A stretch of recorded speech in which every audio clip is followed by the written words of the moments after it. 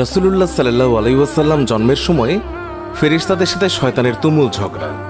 যেই দিন ভোরবেলায় মহানবী সাল্লাল্লাহু আলাইহি ওয়াসাল্লাম জন্ম নেন, সেই দিন বিশ্বের সবগুলো মূর্তি মাটির দিকে নত হয়ে পড়ে। ইরানের রাজার বিশাল প্রাসাদের বারান্দা কেঁপে ওঠে এবং ছাদের 14টি প্রাচীর ধসে পড়ে। বিশ্বের সব সম্রাটের সিংহাসন উল্টে পড়েছিল। বিশ্বের সব রাজা বোবা হয়ে পড়েছিলেন, অর্থাৎ তারা কথা বলতে পারছিলেন না। সেদিন গণকদের সব জ্ঞান লুপ্ত হয় এবং জাদুকরদের জাদুগুলো অকার্যকর হয়ে পড়ে। বিশ্বনবী সাল্লাল্লাহু আলাইহি ওয়াসাল্লাম জন্মের সময় শয়তান তার সন্তানদের মধ্যে আর্তনাদ করে ওঠে। ফলে সবগুলো শয়তান তার কাছে এসে বলে, কেন এত পেরেশান বা উদ্বিগ্ন হয়েছ? সে বলল, কাল রাতে কি হয়েছিল? রাতের প্রথম থেকে এই পর্যন্ত দেখেছি যে আকাশ এবং জমিনের অবস্থা বদলে গেছে। ভূপৃষ্ঠে ঘটে গেছে এক বিরাট ঘটনা। ঈসা আলাইহিসসালাম ঊর্ধ্ব আকাশে চলে যাওয়ার পর আর কখনো এত বড় ঘটনা ঘটেনি। সবাই গিয়ে খোঁজ খবর নাও যে কি ঘটেছে। শয়তানরা চারিদিকে ছড়িয়ে পড়ে এবং ফিরে এসে বলে, কই, কিছুই তো দেখলাম না। বড় শয়তান বা শয়তানের নেতা তখন বলল, এই বিষয়ে খোঁজ খবর নেওয়া আমাদের কাজ। আর তারপর সে পবিত্র মক্কার কাবাঘর সংলগ্ন অঞ্চলে আসলো। সে দেখল যে ফেরেশতারা কাবাঘরের চারিদিকে ঘিরে রেখেছেন। শয়তান সেখানে ঢুকতে চাইলে ফেরেশতারা হুঙ্কার দিলেন। ফলে সে ফিরে আসে এবং চড়ুই পাখির মতো ছোট হয়ে হেরা পর্বতের দিক থেকে সেখানে প্রবেশ করে। জিবরাইল আলাইহিসসালাম বললেন, ওরে অভিশপ্ত, ফিরে যা। সে বলল, হে জিবরাইল, আমার একটা প্রশ্ন আছে, বলতো আজ রাতে কি ঘটেছে? জিবরাইল আলাইহিসসালাম বললেন, সর্বশ্রেষ্ঠ নবী মুহাম্মদুর রাসূলুল্লাহ সাল্লাল্লাহু আলাইহি ওয়াসাল্লাম আজ রাতে জন্ম নিয়েছেন। শয়তান প্রশ্ন করল, তার মধ্যে কি আমার কোনো কর্তৃত্বের অংশ আছে? সে তথা ইবলিস বা শয়তান আবার প্রশ্ন করল, তার উম্মতের মধ্যে কি আমার কোনো অংশ আছে? জিবরাইল আলাইহিসসালাম বললেন, হ্যাঁ। ইবলিস বলল, আমি সন্তুষ্ট হলাম। হযরত হালিমা বর্ণনা করেন, শিশু মুহাম্মদ রাসূলুল্লাহ সাল্লাল্লাহু আলাইহি ওয়াসাল্লামকে আমার গৃহে আনার সাথে সাথেই রহমত বরকত প্রকাশ হতে লাগল। এত পরিমাণ দুধ নির্গত হলো যে রাসূলুল্লাহ সাল্লাল্লাহু আলাইহি ওয়াসাল্লাম এবং তার দুধ ভাই একান্ত তৃপ্তির সাথে দুধ পান করে ঘুমিয়ে পড়তেন। আর উটনির দিকে চেয়ে দেখতে পাই সেগুলোর স্তন দুধে পরিপূর্ণ হয়ে গেছে।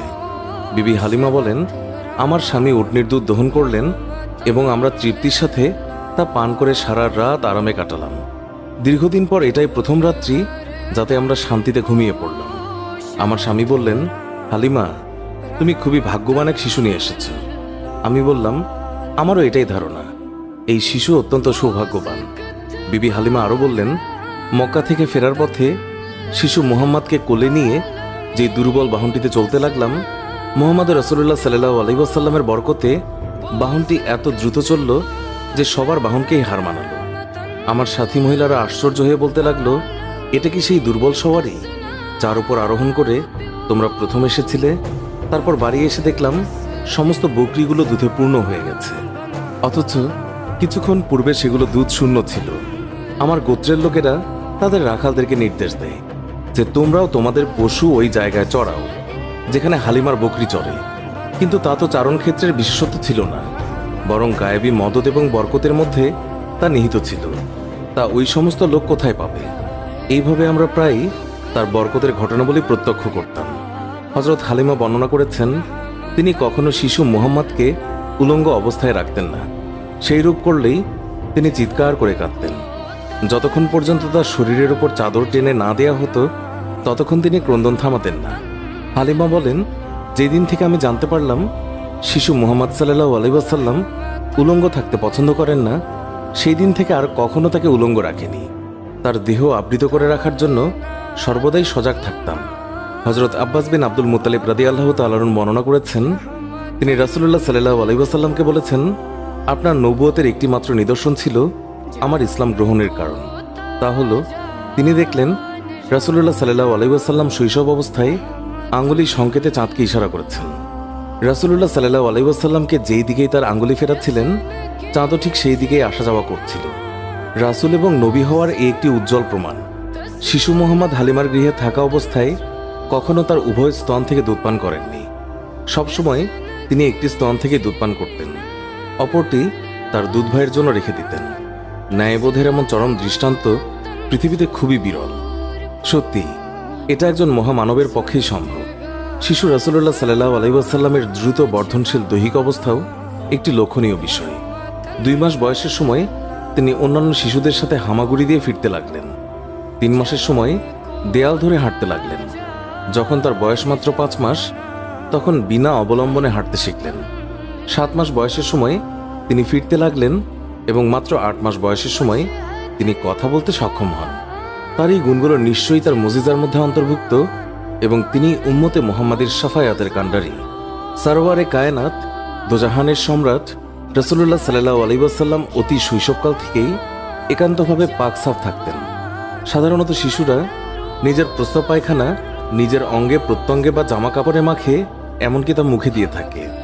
রাসূলুল্লাহ সাল্লাল্লাহু আলাইহি ওয়াসাল্লামের দুধমাতা হালিমা রাদিয়াল্লাহু তাআলা আনহু তিনি বর্ণনা করেন, শিশু মুহাম্মদ কখনোই বিছানায় প্রস্রাব পায়খানা করেননি, নিজের অঙ্গ প্রত্যঙ্গ এবং কাপড় অপবিত্র করেননি। তাকে বিছানা থেকে উঠিয়ে 2 পায়ের ওপর দাঁড় করানো ব্যতীত কখনো পায়খানা প্রস্রাব করতেন না। সাথে সাথে তাকে পরিষ্কার করে দিতাম। তিনি যে আল্লাহ তাআলার সৃষ্ট মানুষ, তাতে আমার কোনোই সন্দেহ ছিল না। সুতরাং সর্বাবস্থায় পাকসাফ থাকা তার পক্ষে অস্বাভাবিক কিছু নয়। মহানবী সাল্লাল্লাহু আলাইহি ওয়াসাল্লামের দেহ নূরের তৈরি বলে তার শরীরের কোনো ছায়া ছিল না। মানুষের ছায়া কত ময়লা আবর্জনার উপর পতিত হয়, কত পশু পাখি অথবা মানুষের পায়ের তলায় ছায়া পতিত হওয়ার সম্ভাবনা থাকে, কিন্তু মহানবী সাল্লাল্লাহু আলাইহি ওয়াসাল্লামের পবিত্র দেহের ছায়া এইভাবে অপদস্থ হওয়া আল্লাহ তাআলার অভিপ্রেত নয়। এই জন্য আল্লাহ তাআলা তার দেহ ছায়াহীন করে তৈরি করেছেন। এই কারণে তার দেহের ওপর কখনোই মাছি বসেনি, কেননা মাছি অপবিত্র বস্তু থেকে জন্মলাভ করে, তাই মাছির দেহ অপবিত্র। তাই রাসূলুল্লাহ সাল্লাল্লাহু আলাইহি ওয়াসাল্লামের শরীরে এটি কোনোদিন স্থান পায়নি। হযরত মাইসারা রাদিয়াল্লাহু তাআলা আনহা ছিলেন হযরত খাদিজা রাদিয়াল্লাহু তাআলা আনহার দাস। তাকে খাদিজা রাদিয়াল্লাহু তাআলা আনহা রাসূলুল্লাহ সাল্লাল্লাহু আলাইহি ওয়াসাল্লামের খেদমতে পেশ করেন। তিনি বিভিন্ন সময় বিভিন্ন অলৌকিক ঘটনা প্রত্যক্ষ করে বিস্ময়ে অভিভূত হয়েছেন। তিনি দেখেছেন রাসূলুল্লাহ সাল্লাল্লাহু আলাইহি ওয়াসাল্লাম যখন পথ দিয়ে চলতেন, তখন একখণ্ড মেঘ তার মাথার উপরে ছায়া বিস্তার করে তার সঙ্গে ভেসে বেড়াত। মানুষের আকৃতির এই যে অস্বাভাবিক কার্যকলাপ, এটা নিঃসন্দেহে রাসূলুল্লাহ সাল্লাল্লাহু আলাইহি ওয়াসাল্লামের একটি অনেক বড় মুজিজা, যা নবীর শৈশবকাল থেকে লক্ষ্য করা যায়। পূর্বে বর্ণিত প্রত্যেকটি বিষয়ই রাসূলুল্লাহ সাল্লাল্লাহু আলাইহি ওয়াসাল্লামের শৈশবকালীন মুজিজা, তবে এগুলো স্থায়ী নয়। বিশ্বনবীর জীবনের শ্রেষ্ঠ মুজিজা হচ্ছে পবিত্র আল কোরআন, যা কিয়ামত পর্যন্ত স্থায়ী থাকবে। তাছাড়া আমরা তার জীবনে আলোচনা করলে দেখতে পাই, মহানবী সাল্লাল্লাহু আলাইহি ওয়াসাল্লামের পুরো সংগ্রামী জীবনটাই এক অলৌকিকতায় পরিপূর্ণ, যা তার নবুয়তের জন্য যথেষ্ট প্রমাণ বহন করে। সুপ্রিয় দর্শক, এই ছিল আমাদের আজকের ভিডিওটি ভালো লেগে থাকলে অবশ্যই একটি লাইক দিন